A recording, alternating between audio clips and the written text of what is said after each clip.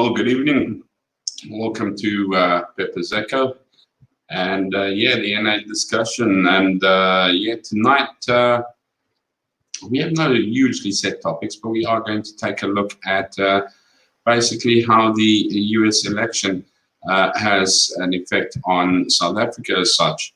And once again, it is not some hugely researched, although we try and take a look at what is happening in the news, but it's the ordinary man in the street looking from the outside inward. So, you know what, I'm not going to give you contextually JSE figures and destined stock rates and things to that effect. I'm going to say, you know what, this is what every man in the street looks at. This is what every man in the street fears. And naturally, these are the thoughts which are generated. Once again, I will generate questions and maybe thoughts on it, and we can take a look at a few things. However, I always urge you very much, and I will connect them in the comments below, to take a look at the big guns, and they will give you the answers. Ronaldo Gous, Chris Wyatt, Jim Warfare, Joe Emilio, Roman Cabernac from Morning Shot. These are the guys that are hopefully going to be able to give you a lot more clarity and a lot more dive down into what we just platonically scratched the surface on in Pepper's Echo. Pepper's Echo, as I said, being very, very much a standard, everyday run of the mill. And if you do have, take a look there. There is the email address. If you do have any suggestions for any topics, it doesn't have to be political. It can be of any form of interest. Anything that we want to discuss, please do pop us a mail and make the suggestion.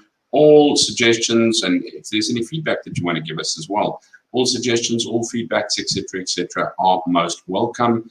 Your view is your view, so we do not hold any hostility against your view. We pretty much open view. Yes, we have our own views and our own opinions as such, but that is open for debate as well, and it's not forced onto anybody as such either. So yeah, we're looking at the NA discussion. Once again, guys, this stream started badly, so I had to actually recreate a new stream because as it started, my stream broke. Same as my screen has broken, so I'm running off a one screen system at the moment today again. So I do apologize for A, being late, and B, the stream breaking. So I don't know who's got this one and who hasn't, because I had to create a totally new stream to actually get back on again. So hopefully if you've got it, great. If not, please don't forget to like and subscribe if you're looking at the rerun.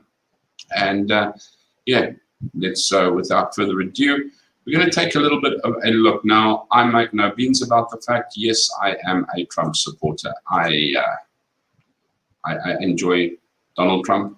I think he's an absolute arrogant ass. I really do.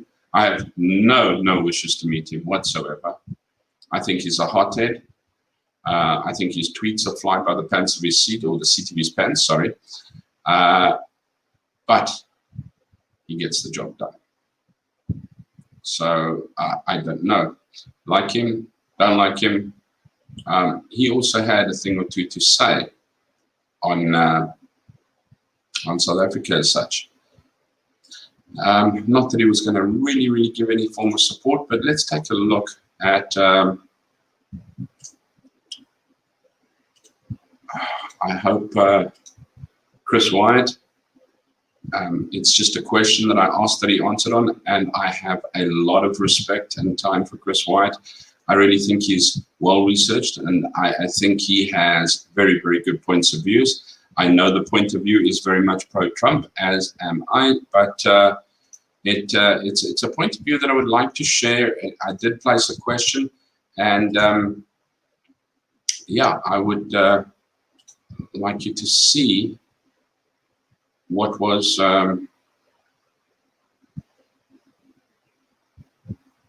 given to us, or the answer that was given to me. Deary me.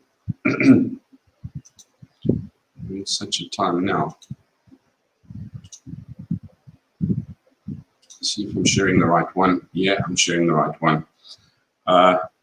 Yes, something on, I asked the question, if Joe Biden had to get in, what would the consequences be for South Africa? How will Joe Biden become U.S. president affect South Africa? Just asking. What's a good question, Pepper's Echo. Joe Biden becoming president of South Africa is a death knell for minorities in South Africa. Joe Biden is an absolutely clueless, doddering idiot who knows nothing about South Africa, who is a self-preening jackass in the 1980s, got himself on all the attention world in the Foreign Affairs Committee by talking about South Africa as if he knew about it. And of course, famously, recently he said that he had gone to Soweto where he personally met, of course, Nelson Mandela at Robben Island. That's what it is. So what will happen is that the ANC will be given carte blanche to do whatever it wants. They will be able to violate property rights and still be qualified for the African Growth and Opportunity Act. The election of Joe Biden as president for the United States is a disaster for all South Africans, and you should be mourning. You should be mourning. Not that Trump was going to fix things for you, but you should be mourning. Okay. That makes total sense. Yeah. Sorry.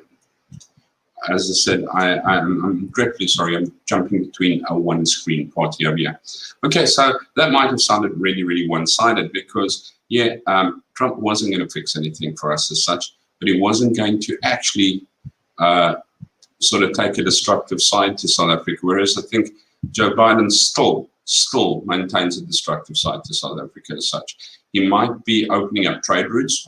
He might loosen up China to do some more trading. However, if we take a look at a few effects that we have a little bit later on, that I'm going to take a look at a few readings or a couple of newspaper clippings and that the actual, with Trump's crush down on America or on China, would probably have created higher trade routes for Africa or South Africa to China as such, because a lot of trade is done with China through America.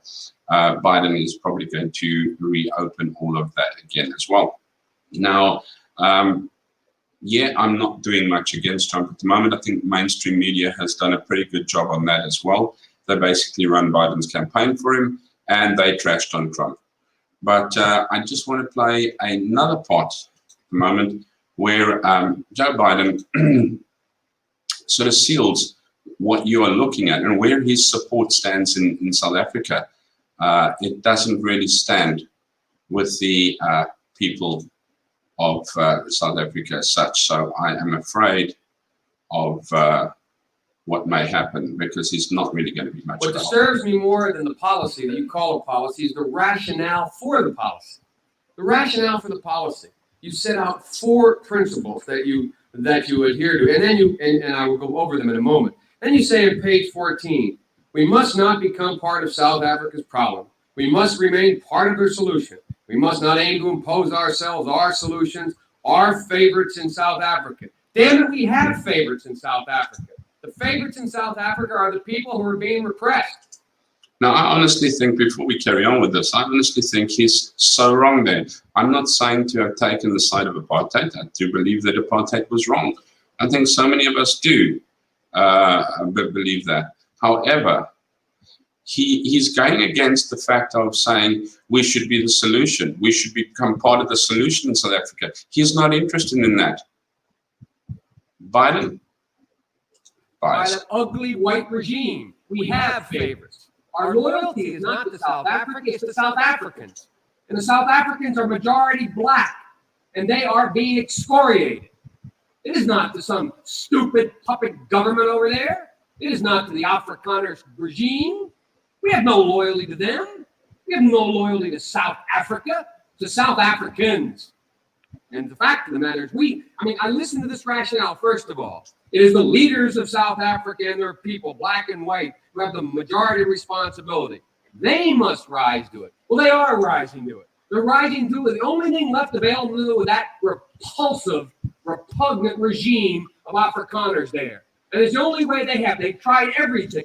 I don't want to be funny, but doesn't, what, he's already enacting there what is happening in South Africa now. Instead of saying, well, this is wrong, this is right, he is now spewing exactly what he's doing in his campaign, or has done in his campaign, going, ooh, let's not be nasty to others, let's be nice, let's be fair, let's win fairly. He has the vile venom spewing out about a pugnant and, I don't know, whatever regime in South Africa. Afrikaners. You know what? A lot of Afrikaners fought against apartheid, by the way. Yeah, at a price too. So I don't know who Biden was trying to impress with these little hot shot, snot shot there. But anyway, let's see what happens. Thing for the last 20 years. They begged, they borrowed, they crawled, and now they're taking up arms. The second thing, progress toward peace requires a timetable. Timetable, elimination of apartheid. What's our timetable? What are we saying to that repugnant regime? Are we saying you've got 20 days, 20 months, 20 years? What are you doing about it now, Biden? What's our timetable? These people are being crushed. And we're sitting here with the same kind of rhetoric. Okay, just something. Look at that face. Look at that face. I've actually got it paused at a disgrace of a face, because my question next again, guys, is Biden, if that was your absolute passionate speech on apartheid, all means good for you. But when the tables turned, and it is in reverse right now, where's your voice right now? Because right now you're just a blithering idiot. Absolutely. You're a placeholder for Kamala Harris. Sorry to say that. But you are. Same thing we heard. We heard go slow. We heard we have to take care of the problem afterwards. We heard we can't impose. You are totally misconstruing the testimony that I gave. Read further. Furthermore, Senator, let me say that I hate to hear a senator of the United States calling for violence. I'm not calling That's for violence. what you're doing. I hate to hear. Exactly what you're doing. I hate to hear an administration and a Secretary of State refusing to act on a morally abhorrent point. I hate to hear this country. I'm ashamed that this country puts out a policy like this that says nothing. Nothing.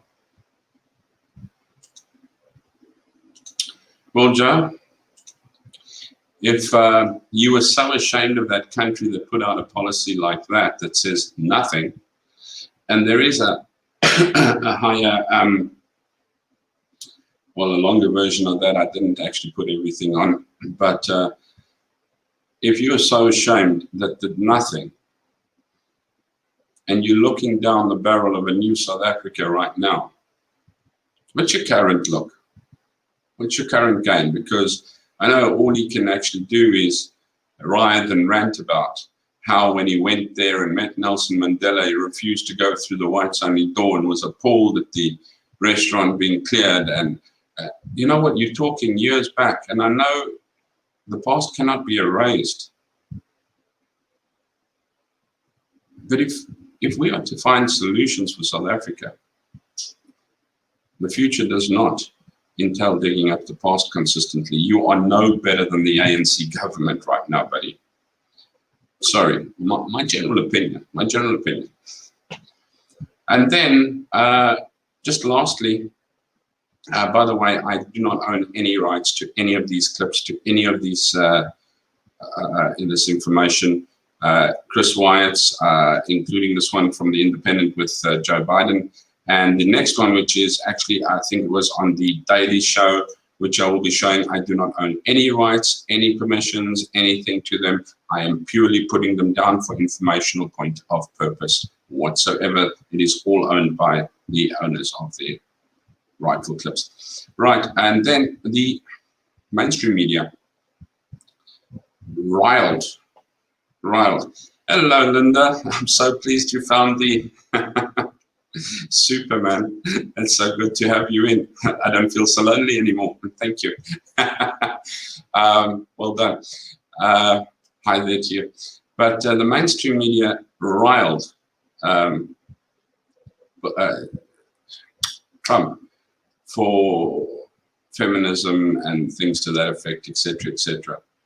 But old Biden was rather cautious, if I may say the least, to his advance on doing things. Let's just take a look at this little one quickly. I just want you to know I had permission to hug Lonnie. By the way, he gave me permission to touch him.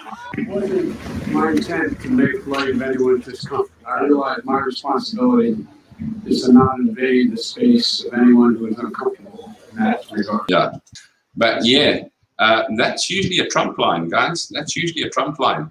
Trump is usually one being thrashed, Foreman, and how's Joe all of a sudden making excuses? And you know what? The only time you suddenly feel you need to defend yourself without being accused is when you are guilty. Just a thought. Just a thought out there. Yes, as my part on from Chris Wyatt, and thanks, Chris. I really appreciate that answer. Yours actually wrapped it up in a nutshell. South Africa is going to not be for the better under a Biden administration. However, I am not going to be the one to tell you that. I'm going to show you a whole lot of different forms of newspaper cuts that we can take a look at. However, I am going to share the screen on it and go through it with you, and we will take a look as we go. I'm trying to do, as I said, a one screen share. So yeah, it's is what it is today. I'm sorry about the absolute hassle and controversy that I have to work through with this screen. Let's try and do it like this. It's going to be a little easier for me to work with. Right, so if I take a look at the US elections, this is IOL. And basically, I'm looking at stands to have a big impact on South African trade, the US elections, foreign aid and pandemic. So if there's one thing that both Biden and Trump seem to agree upon, it's that the US needs a strict approach to China and the nation's rising global influence. Both candidates agree that the Eastern superpower has abused its economic power in the realm of international trade, but the method by which to remedy the issue is where the presidential candidates differ largely. So I do believe that it is going to have an effect where you would find that a democratic presidency would be more lenient to what a Republican one would be. So Trump's escalating trade war with China has long aimed at undermining China's influences in the US and creating a larger market for US producers. Raising tariffs on the industries such as steel and aluminium in 2018 caused an immediate and major drop in Chinese export revenue, and the two nations have been locked in an ever-increasing trade dispute. The Trump administration has also hinted at withdrawal from the World Trade Organization over concerns that China has been taking an advantage of trade rules set for developing nations. Right, so Biden agrees that China's strongly presence in USA has negatively affected the American economy, especially with regards to manufacturing jobs. The Democratic candidate supports the notion that trade with China must be restricted to keep the growing nation power in check. But his approach is more targeted. Biden condemns the president's aggressive tariffs on Chinese imports and posts that strict blanket measures won't solve the deeper issues at hand, namely the fact that China is making huge leaps in the realms of infrastructure, technology, energy that is making the US a powerful ally for developing countries. So how does the US-China relationship affect South Africa? Because that's probably the biggest effect that it has. You know what, really, we can actually sit back and go, you know what, it doesn't matter. Vote, die, get over. You'll probably find I don't know, just a seat of the pants thing again. The rand will become stronger against the dollar because the dollar will take a volatility. But who knows? You know what? It might be beneficial for South Africa. Trump doesn't win it. It might be beneficial for South Africa. Trump does win. What does it matter? Well, let's take a look. The tumultuous US-China relationship has been shaking the foundations of international trade since the Chinese foreign policy reforms under Deng Xiaoping in 1976. The two major superpowers wrestle for influence developing nations. Right, to drive matters home, the African Development Bank reported in 2017 that Africa was the second fastest growing economy in the world. So it's not surprised that the continent has been a battleground for US and Chinese presence. I don't know how much growth South Africa is doing. I think with second largest toileting, but anyway. Trade deals between China and the US affect African countries, as can be seen by the 2018 tariffs on steel and aluminium. South African aluminium exports accounted for 1.6% of US aluminium imports at the time the tariffs were imposed in 2018.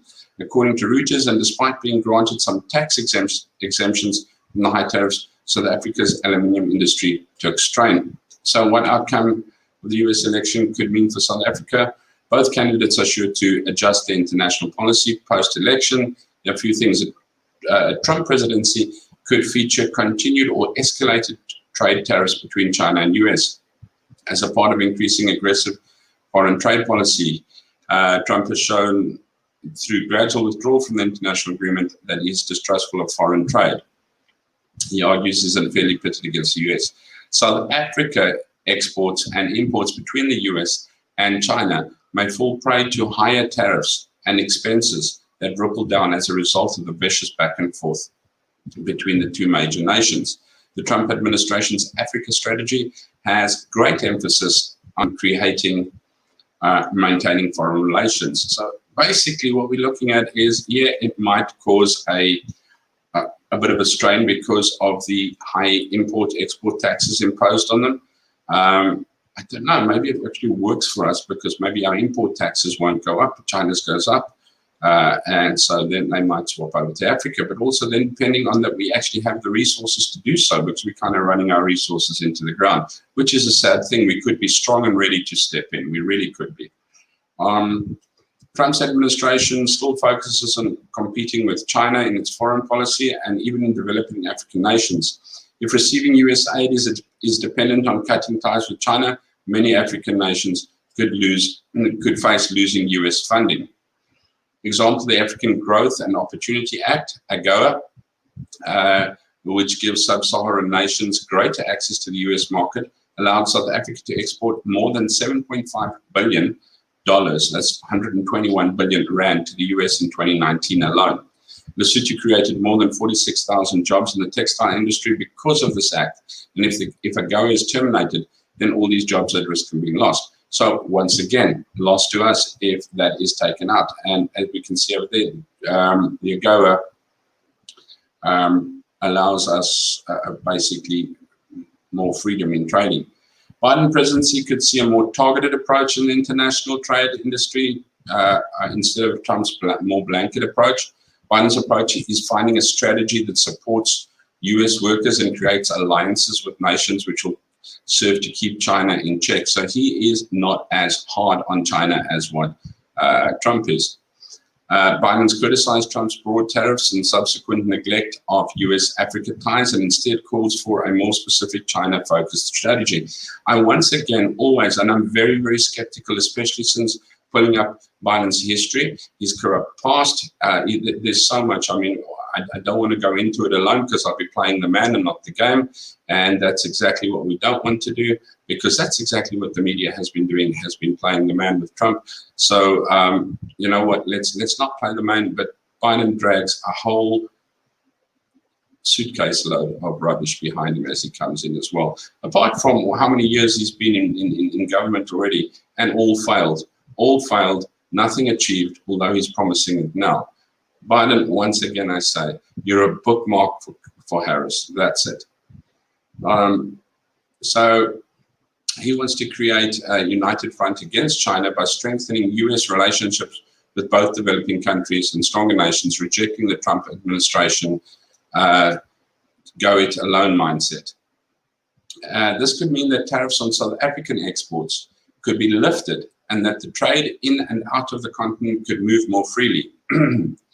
The Democratic Party platform recognizes Africa's growing economy and states that a Biden administration would see support for the economic growth, clean energy, public health, sustainable agriculture, and pandemic recovery assistance. Biden understands that China presents an attractive partnership because of their willingness to loan money straight to governments, as a practice not followed by the US. However, many poorer African nations suffer from crippling debt to China as a result. Hello, Africa. You've been sold out to China, by the way, just to let you know. The 500 billion in your back pocket that's missing, you owe the country to China for that. And China doesn't actually loan what it has. It actually gives you money, says, there's the money, and this is right now, time to pay it back. I don't have it. And then China says, okay, well, I'll take this part of your country. And then, okay, we'll have to give it over then, or hand it over then. China didn't give the money in the first place, but they did help themselves to the part of the country that you had to give up as collateral because you couldn't give it in. But yeah, I don't know. Once again, today I also said that Chinese influence in South Africa might be the better of two evils, either ashes or actually having a major China development growth and grip on South Africa, which is the lesser of two evils, just having ashes in there or actually having most of the country owned by China. I think by now, at the moment, is a slightly lesser of two evils is actually having China having that hold on South Africa, or having the influence in South Africa, which will still be hopefully building. But, you know, depending on where the money goes, because when the money goes into Africa, if it goes into the ANC's back pocket, we have a problem. Corruption is rife. We know it. Money isn't properly allocated or spent in Africa. And all we're doing is probably not developing, but losing the country to China. But the silver lining, or not really silver lining, let's say the lining to that is the parts of the country that China actually gets, they will then invest in developing themselves as such. However, the next problem to that is the money that goes into that doesn't go into the country. It actually then becomes a Chinese asset. As far as I am concerned, once again, please confirm with the big boys on this chap here. Yeah. So both Biden and Trump show support for African Continental Free Trade Agreement, AFCFTA, wow, which when kicks off in January 2021 will be the world's second largest free trade organization, comprising all 55 members of the African Union. South Africa accounted for 25% of intra-African trade in 2017 and stands to benefit greatly from the agreement, although poorer countries may suffer from a lack of tariff revenue.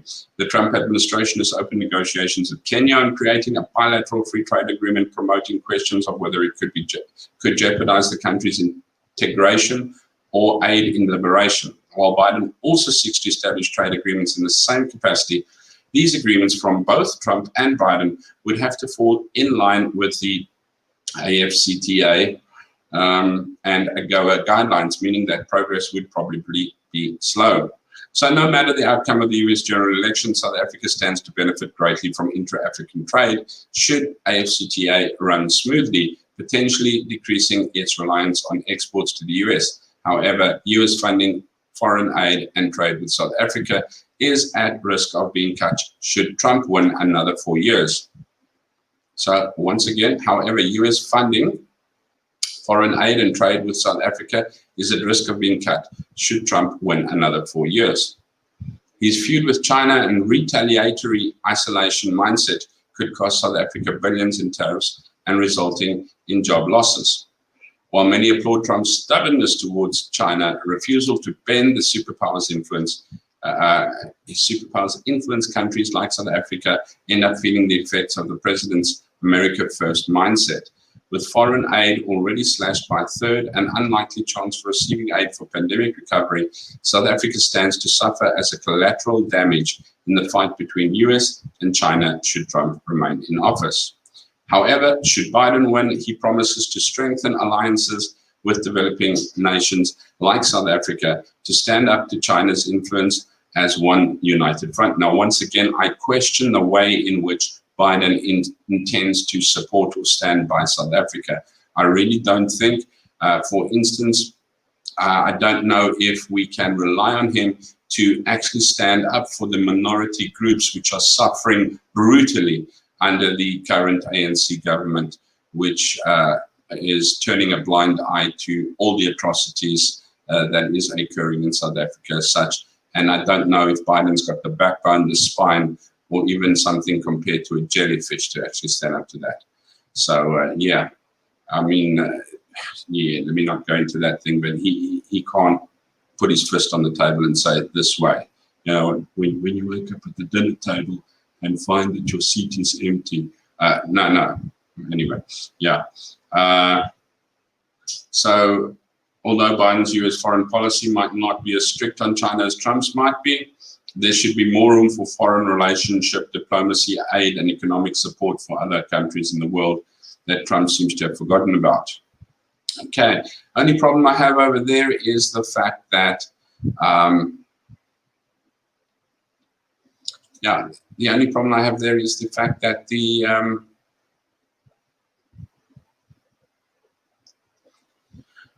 Biden presidency is famous for empty, open promises.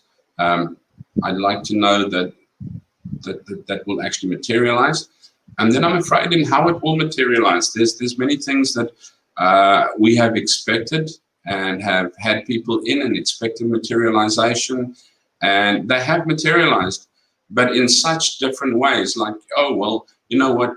Biden's all for South Africa. He'll support South Africa. Next thing, what support?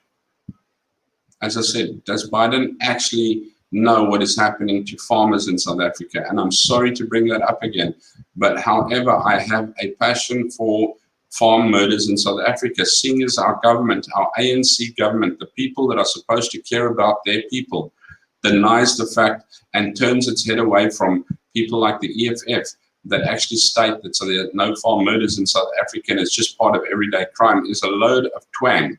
However, would Biden make a difference?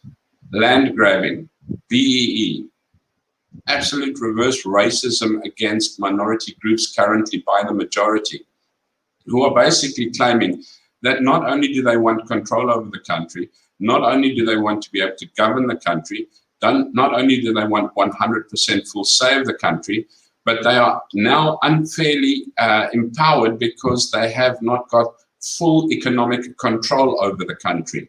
And yeah, which this pandemic has helped them with extensively as well, which is an absolute farce. I'm not saying that there is no COVID pandemic, but I'm not saying that it is to the extent that what it is based in South Africa specifically and especially, and I'm not saying don't take precautions, but the way that they have gone about it and do go about it is the fact that they are wanting to create a communistic government, most definitely so. It was an early Christmas present for them. And yeah, I really, you know what, there's just no way of returning to South Africa as such. Let's take a look further. What have we got here? Okay, a little bit looking at Trump versus Biden. This is how it will impact South African agriculture as such.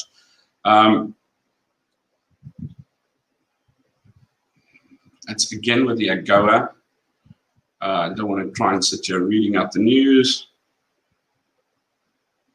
If Trump wins, Mzansi export will greatly benefit while Biden will boost trade relations between South Africa and the US. As for the race for the White House continues, well, we know that it has ended by now and that Biden has taken presidency. Let's just take a look at that. So what should happen? What should happen?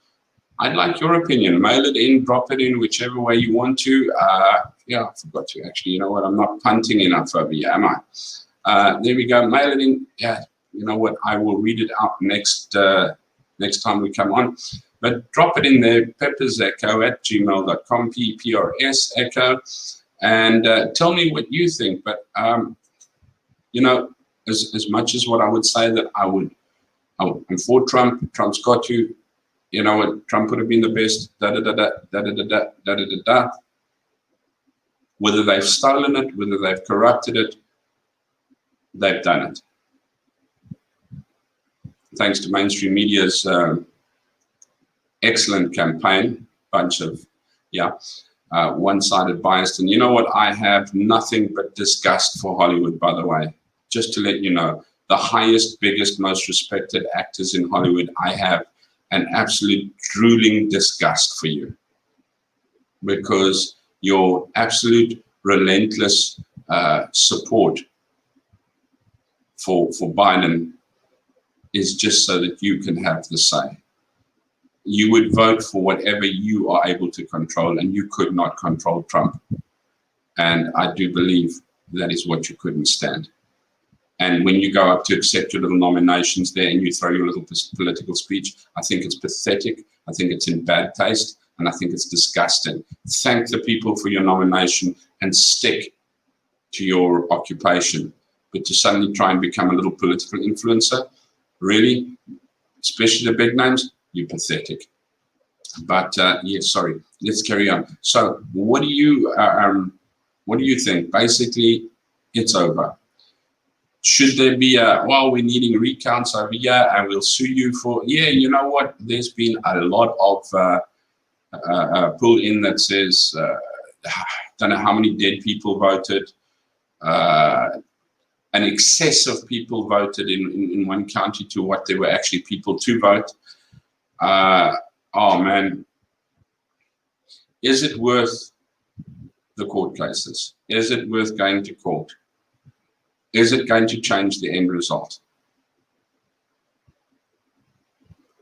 You know what I say, America, you vote, now you burn under your vote. Because you are not going to have Biden for long. Biden is an old leather, used up bookmark who's there for a snake in the grass. You got Kamala Harris coming up.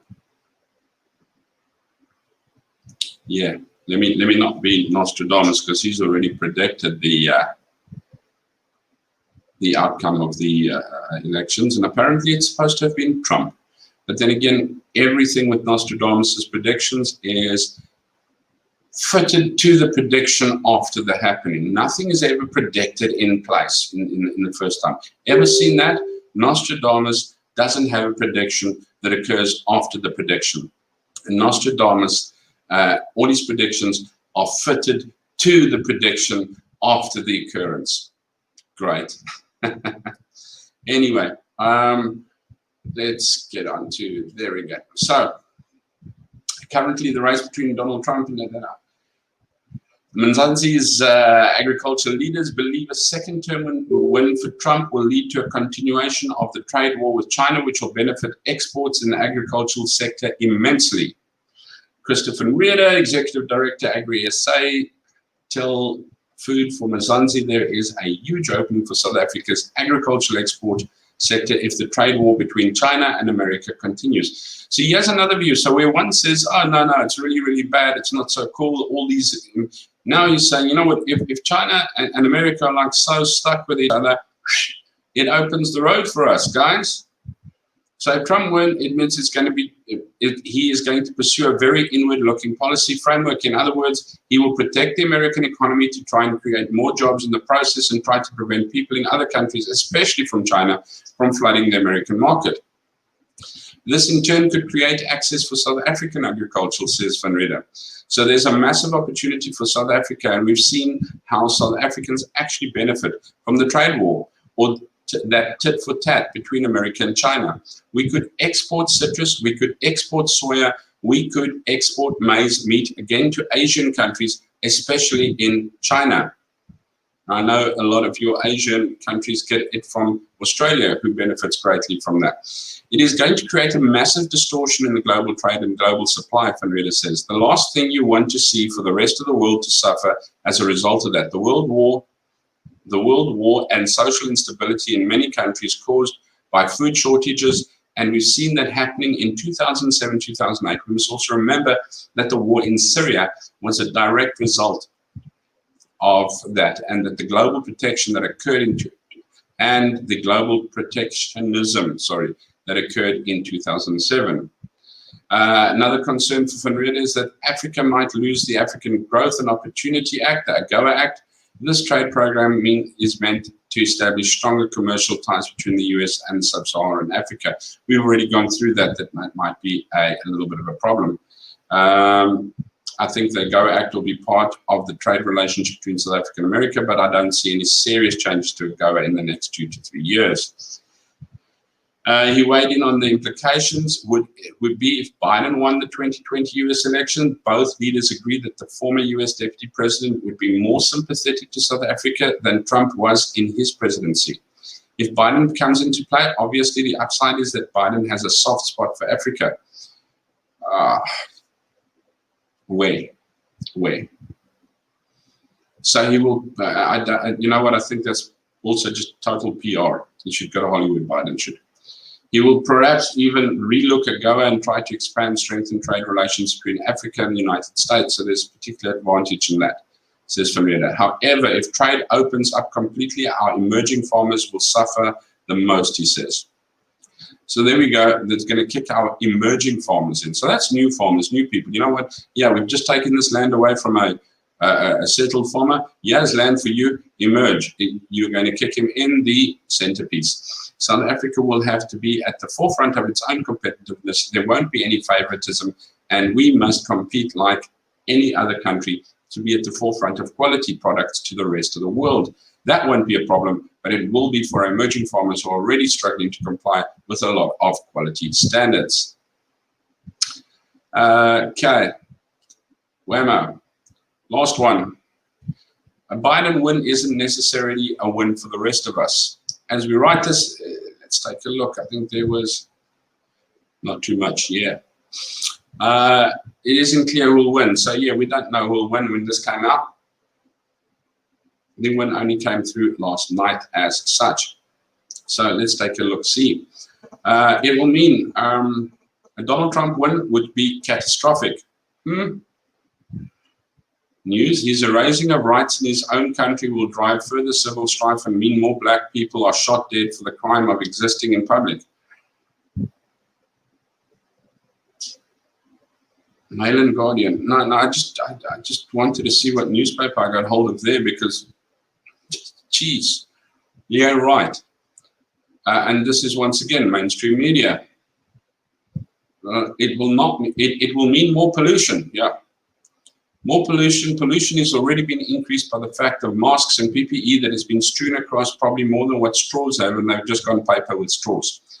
More instability, more excuses for the violent rules, more destruction of the rights of women and anyone who isn't a white right of center man.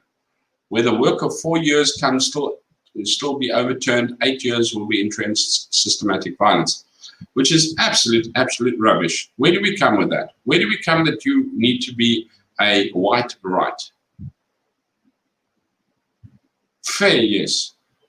You know what? Just because you're not left and apologetic for being different and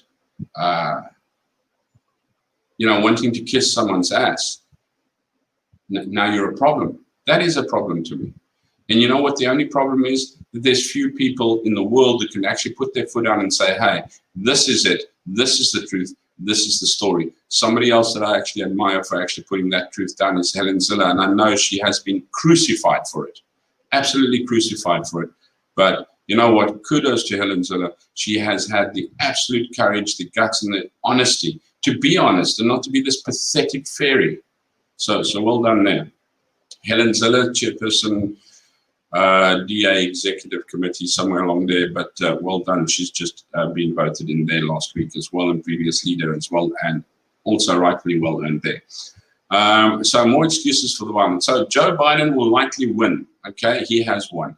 This isn't on the face of it much of a win for the rest of us. Like the president he served under, Biden will continue allowing US weapons to kill people while preaching American exceptionalism. I don't think Biden knows what he's doing, but anyway, the American empire is a reality that we live under today. Of the two options, Biden is the slightly more survivable one. If the current trends in the vote count continue, we will have 4 years of the Democratic president working with the Republican Senate and watching over the conservative court. This will substantially change all manner of things. Trump does not publicly believe in the reality of climate change. That's probably a debate for us sometime when we have more than one person is taking a look at the reality of climate change. Is it true? Is it not true? How much is it? You know what, is Thunderbird Bumberberg, or you know what, is she right, or is she just like a little brat? But yeah, that's something for another day's debate. But with corporate lobbyists driving this political agenda, he has stripped some 100 environment laws in the US. On Wednesday, the US formally left the Paris Climate Agreement. I do feel that possibly there's sometimes too many agreements trying to put us into, and let me go into conspiracy theory now. Conspiracy theory, one world order, the World Health Organization, the United Nations, the Paris Climate Agreement, the World Bank and Monetary Fund or whatever. All right, out of conspiracy theory. Yeah, right. So yes, I just sometimes feel that there's a little bit too much in the, we all join up and we say one thing, and so that we can get close to being one. The world's other major polluters have stepped up, with most saying that they will reduce carbon emissions to net zero by the middle of the century. This is too slow. Does, however, give markets a signal to invest flow into carbon technology. Just look at what is happening in the electric vehicle market to see what this means. In the middle of a difficult day on Wednesday, Biden tweeted that exactly 77 days the Biden administration will rejoin the climate agreement. I don't think, to be honest, I don't think most people are voting in that direction. Will vote for Biden because he wants to rejoin the climate agreement. I don't think most people, and especially in America, give a flying hoot if they belong. I don't think half knew that they were actually part of it. I don't think half cared that they're not part of it anymore. I do not believe that people are voting on whether you join or don't join a freaking climate association. You know what? Your little climate Boy Scout club or whatever is irrelevant to the people. I think the people are voting on what their life is going to be like, and I think they've just voted themselves a little bit skew, but who am I to say? That is a crucial step in climate diplomacy. The more countries that take climate change seriously, the more countries will do. It also rips the shelter away from the rogue leaders such as Brazil's Jair Bolsonaro. With the US world's second largest climate polluter, Biden has promised a $2 trillion plan to build a more resilient, sustainable economy with net zero emissions by 2050. China has committed to 2060. However, guys, they need to take into consideration that all these, non-polluted alternate energy sources like solar, like wind. If I'm not mistaken, Germany ended up, and I stand all under correction here as well, because I'm just running from hearsay, went through all of this, went that way, and is suddenly having to find out that, wow, we need power stations or we need to go bananas because it is costing us far more than what we expected and generating far less than what we anticipated, which means, the cost is high, the deliverance is low. So I don't know. So many others will depend on how the Republican Party in the Senate under Mitch McConnell works with the administration. McConnell destroyed many of Barack Obama's climate ambitions. Trump attacked the World Health Organization, his military allies in NATO, the UN, and virtually any other organization that holds up the current world order. One world nation. Questioning that order is important given that it reinforces power of certain groups. Trump tried to destroy that order, creating holes that were plugged with other authoritarian leaders. He did actually, and he actually pulled out funding because these world orders count on a lot of monetary funding, and America was just pumping money into these. It was like the main money tube. And he just pulled the plug and said, look, you know what? You're not getting my money. You're not getting my support. Do what you want to. My money's going back into my country, and I'm going to make America great. Biden will likely move fast to put his country at the spiritual heart of these organizations again. So there we go. For Africa, that's what we're looking for. While Trump went as far as talking about a shithole countries, a Biden presidency will mean little. The inward move by the US has coincided with the growing strength of increasingly authoritarian China. Biden has said he will be tough on China and indicates an administration that will focus on a big power contest rather than issues on a continents where leaders don't have nuclear weapons. With Trump's total disregard for Africa and women, let me just leave it. His seeming loss will be a win for many, identified with two groups. For instance, January 2017, Trump reintroduced the Mexico City policy, known as the Global Gag Rule. The policy allows the US government to withdraw its funding from an organization in other countries if they perform or advocate for abortions, regardless of whether the US funding is used for this or not. This means that the organizations are not allowed to help or advocate for women to have abortions. Okay, that's probably something that Kamala Harris does not like, because she is all for abortions. Well, ladies, why do you worry about contraception when you can just go and have it tugged out of your uterus? Yeah, don't worry about contraception. Kamala Harris is on her way. Abortions will be open for all. Yeah, right. This is a direct and dire effect in the African countries where sexual reproductive health rights in the public health system are not the top priority. Even in the United States, the issue of abortion is diverse. And Trump has, since 2016, been on the campaign to rebuild the Supreme Court, which has animated an anti-abortion campaign who believes women's bodies must be policed. So, yes, and where did I get that information from? It was on the, QAN, Liz Wheeler's, where she has spoken about how Harris has lobbied for abortion. Whether she's changed her mind, you just never know. Maybe, to be able to get her little tootsies into the White House, she has changed her mind about it or whatever. I actually had a very, really nice conversation with somebody the other day about abortions, and he said, well, you know what, I am pro-abortion. I think people should be allowed to have abortion.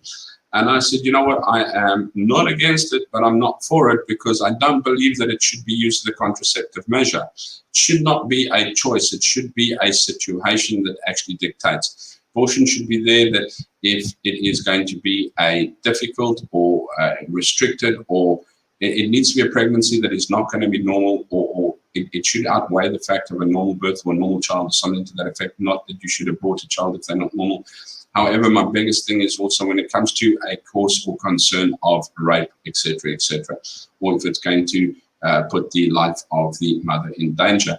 However, it's just far too easy when you're talking abortion to go in any time you feel like it and go, you know what, no. I had fun last night and or a week or two ago or whatever, and it's not resulted in what I wanted to. It didn't have any contraception, but don't worry, we can still rip that life out, even though we created it. And this means also, they're going further and further and further onto terms. So you're actually pulling pieces of human out of your body. I don't say it needs to be policed, but I do need to say that you need to, you know what, if you can reproduce, you should be old enough to actually take responsibility for your body. But yeah, that's probably a discussion on its own again, guys. I'm busy dwindling all over the place. The impact of funding is widely felt to change in Australia. For workers, Biden vowed he would be the strongest Labour president unions have ever seen, and organised Labour is seemingly hopeful that a victory for otherwise centrist leader will revive America's trade union movement. You really want trade unions up, Ruth? This is a country, though, that talks about workers' rights without realising those rights. And that sets a tone for global capital, where American countries export their values and ways of treating workers. So Biden has also committed to raising the federal minimum wage to $15 by 2026. My question again, guys, is why? I'm not saying minimum wage isn't important. Sorry, a living wage is very, very important as such. However, so is work. So is work. So if your minimum wage is $2 or $3 under $15, say it was $12, $13, I don't know what the minimum wage is now, but he wants to put the minimum wage to $15. I'm assuming that's per hour. Okay. If it is a little bit lower than that, now I know that most people look at me and go, yeah, but shame, he can't live on that. But if I have 10 people employed for $12 an hour, and I need to put a minimum wage up, and 3 of you got to go, which 3 are you going to send home so that you can get this extra $3 an hour?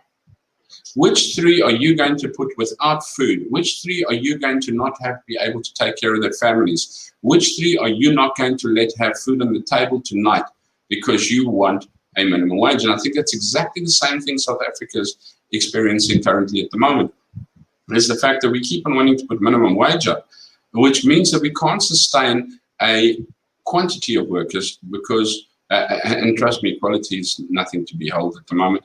But the fact of the matter remains is, so you minimize it. So instead of 10 workers, you got 7 workers in a place. Public servants are now saying for Cyril Ramaphosa's plan. He's wanting to freeze public workers' salaries.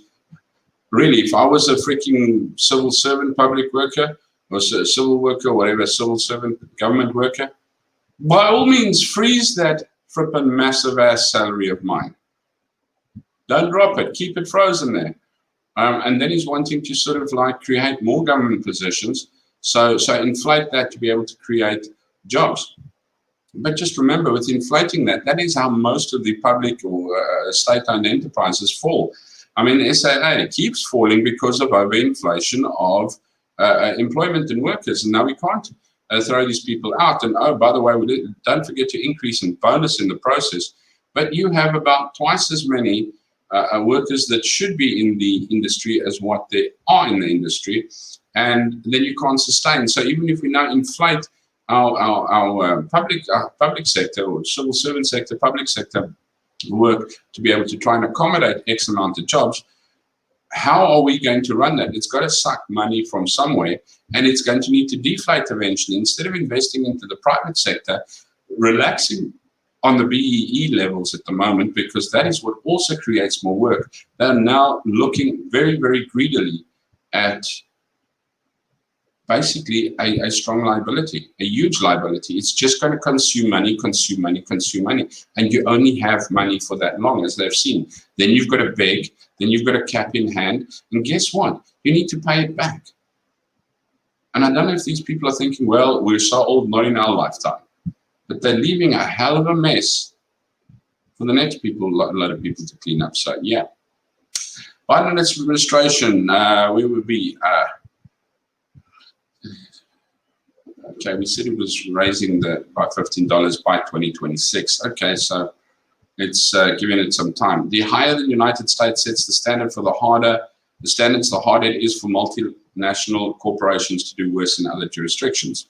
A Biden administration would at the very least, embolden America's left, which holds a much stronger position in the democratic infrastructure than it has in many years. This could have direct impact on the future labor policies. That strengthens the position of the left globally, while the opposite is true for a Trump win. All this means that on balance, a Biden win brings with it better future for the rest of the world, but Trump took 5 million more votes than he did in 2016. He has also pushed the Republican Party so far to the right that he now has QAnon conspiracy theorists in its sensational ranks. Much like there was an overwhelming euphoria that gripped many Zimbabweans when they finally said Asante Sana to Robert Mugabe, Trump's removal won't change the color of America's fabric too drastically. White supremacy is the pattern. However, after the racist, dominionist, anti-intellectualism presidency that the world has had to endure for 4 years, it's a welcome change. I strongly disagree. But yes, that would be up to you, ladies and gentlemen in the street. I have given you a bit of information and I've given a couple of looks. And I have also said that I am very much pro-Trump as well, but I don't think I've been unfair by not giving you the open information on all the other points of what the media has said as such. So please, the decision will be up to yourself. All I'm saying is, I don't know how big the effect on South Africa is going to be. I don't know if the effect is going to be really hectic at all. The rand might drop against or strengthen against the dollar because I think the United States is going to weaken ever so much. I think China is going to have more freedom and run. As I said, for poor countries, I don't know if that's a bad thing or a good thing. You be the judge of that. South Africa is going to still be fighting for less farm murders, fighting for keeping head above water, fighting against land grabs, fight against BEE. It's a consistent fight, but it's a mental fight, and it is mentally draining, and it is spiritually draining as well. I firmly believe that South Africa lost its religion in 1994 when the ANC government took over and threw it into the sea and said, we don't need this. Until the government actually decides to take it back again, I do believe, and you know what, sell out to everybody else who says no and not whatever. I'm not saying you must or you need to believe in anything specific. All I'm saying is you need to have something that you believe in, and your religion should be there. I think you should have something that actually guides your integrity. There are so many people, and I actually find it here in Cambodia as well, in the places that I work, that the last people you expect are the most opinionated and feel the most entitled. And it is sad that when you are given an opportunity to actually move forward, that you're thrown a lifeline or a life chance as such, that your whole attitude becomes that of, I'll be the biggest chicken in the roost and forget about the eagles in the sky, because that's me. Being the biggest chicken in the roost isn't an entitlement. You should be there helping each other. You should be there supporting for each other. You should be there taking care of each other. But instead, we tend to, and I've noticed that, minority groups are riling each other up.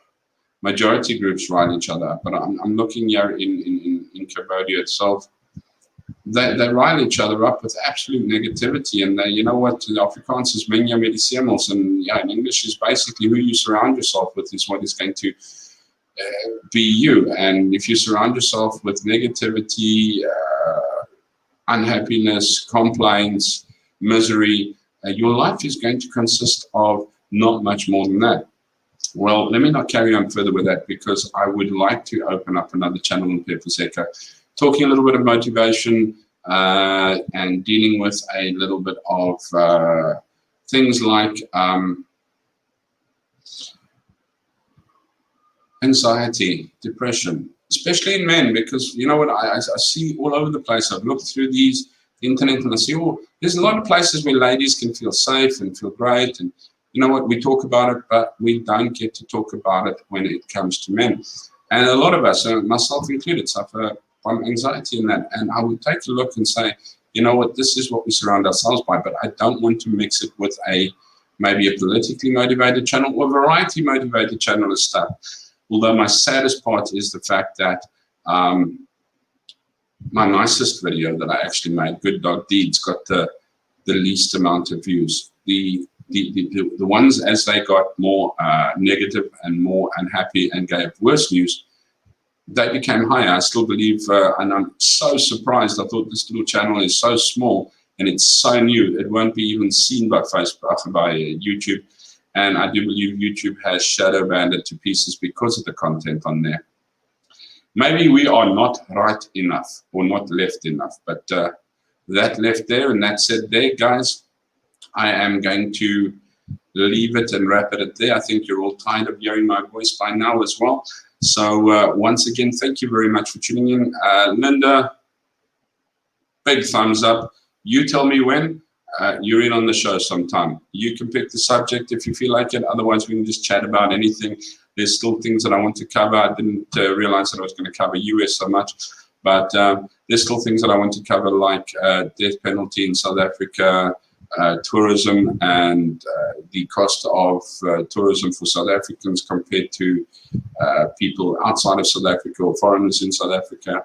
I couldn't afford to do what I did when I was out of South Africa, and I've been out of South Africa not even 2 years, and I'm happy to go back there, and I can now afford to do what I couldn't afford to do when I lived there. Very, very sad, but yes, looking at home.